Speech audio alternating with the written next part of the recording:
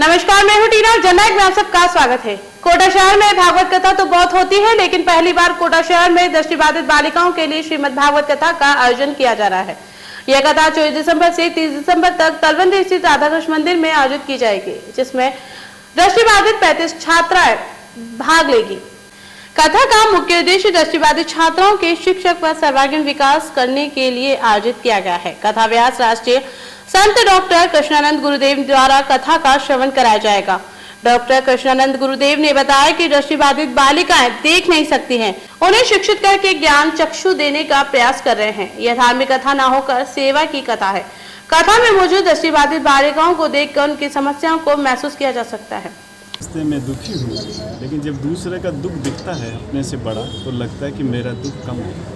इसी पीड़ा को अनुभव करते हुए जो दृष्टिहीन बच्चियाँ हैं, जिनके जीवन में चक्षु तो नहीं है, अंधेरा है, लेकिन हम लोग प्रयास कर रहे हैं उन्हें ज्ञान के चक्षु प्रदान करते हुए आगे बढ़ सकें, सामान्य बच्चों की तरह जी सकें। इसी पावन उद्देश्य को लेकर के कोटा नगरी में चंबल के किनारे राधा कृष्ण मंदिर में दिव्य भागवत कथा का आयोजन होने जा रहा है 24 से 30 दिसंबर तक। और इस कार्यक्रम का हेतु पावन उद्देश्य यही है कि हम उन आँखों में रोशनी ज्ञान की भर सकें। तो हम आपसे यही आग्रह करते हैं, कथाएँ बहुत होती हैं और होती रहेंगी, धर्म की कथाएँ सदा चलती रहेंगी, लेकिन सेवा की कथाएँ कभी कभी होती हैं।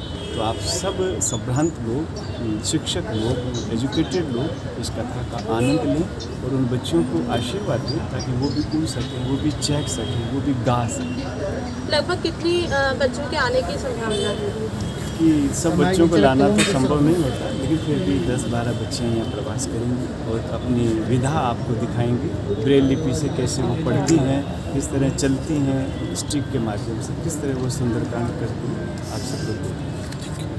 वहीं महामंत्री जितेंद्र गोयल ने बताया कि कथा तथा विभिन्न प्रकार के दान पुण्य से होने वाली आय दृष्टिबाधित बालिकाओं के शिक्षक व व्यक्तित्व विकास पर खर्च की जाएंगी। दृष्टिबाधित बालिकाओं के लिए अजमेर में संचालित लाडली घर के संचालक के लिए यह राशि दान में दी जाएगी। कथा 24 दिसंबर से शुरू होगी, जो गायत्री माता मंदिर तलवंडी से जाट समाज डीएवी रोड होते हुए मुख्य मार्ग से राधा कृष्ण मंदिर तक भव्य कलश यात्रा निकाली जाएगी। दिनांक 24 तारीख से 30 तारीख तक कोटा के श्री राधा कृष्ण मंदिर के अंदर एक भागवत कथा का आयोजन किया जा रहा है, जिससे श्री कृष्णानंद जी महाराज पुष्कर से आए हैं, कुछ इस कथा को संवादित करेंगे। और इस कथा का जो हेतु है वो है कि महाराज कृष्णानंद जी जो हैं वो एक दृष्टिबाधित बालिकाओं का एक स्कूल जो है वो चलाते हैं, और उस स्कूल के जो है वो आगे उस स्कूल में और आगे उस स्कूल को बढ़ाने के लिए इस कथा के से जो भी जो राशि उपार्जित होगी वो उस स्कूल के लिए लगाई जाएगी। बच्चियों का जीवन कैसा होता है, इसके लिए वहाँ से 10-12 बच्चियों को हम लोग कोटा लेके आ रहे हैं, ताकि सभी लोग जो है वो ये देखें कि उन बच्चियों के जीवन में कैसी समस्याएं और कैसी कठिनाइयां हैं, जिनको हम सब समाज मिलकर जो है वो अपने अपने थोड़ा हिस्सा बांटकर इन बच्चों की जीवन को आसान बना सकते हैं। वहीं दूसरी ओर गीता सत्संग आश्रम समिति की ओर से 63वां गीता जयंती महोत्सव 22, 23, 24 दिसंबर को मनाया जाएगा। इस दौरान कलश यात्रा भी आयोजित की गई है। गीता का पाठ 1:30 बजे से 5:30 बजे तक चलेगा।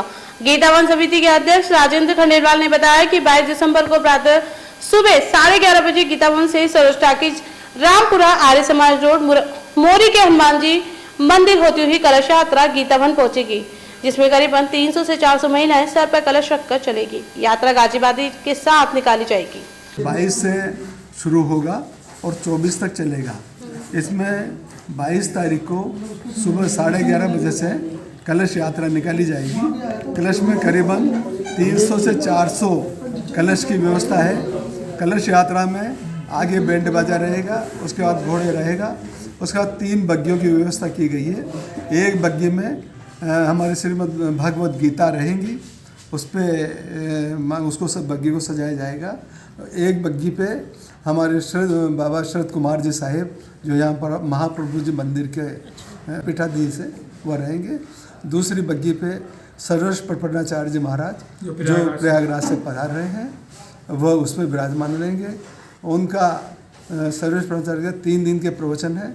एक दिन कर्म योग पे है, एक दिन ज्ञान योग पे है और एक दिन भक्ति योग पे है। इस तरह 3 दिन का प्रोग्राम में चलेगा। 23 तारीख को सुबह प्रातः 5:30 बजे संकीर्ण भगवान श्री कृष्ण की संकीर्ण परिक्रमा यात्रा होगी, जो 5:30 बजे यहाँ से शुरू होके आर्य समाज, रामपुरा आर्य समाज और मोरीगन मांझे सामने वापस यहाँ आएगी।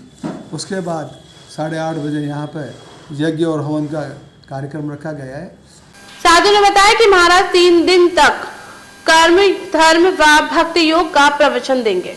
तो आप मेरे साथ देख रहे हैं जननायक, देखते रहिए जननायक और पढ़ते रहिए जननायक। और अभी तक आपने हमारा चैनल सब्सक्राइब नहीं किया है तो कर ले, ताकि आने वाली हर खबर आप तक सबसे पहले पहुंच जाए। नमस्कार।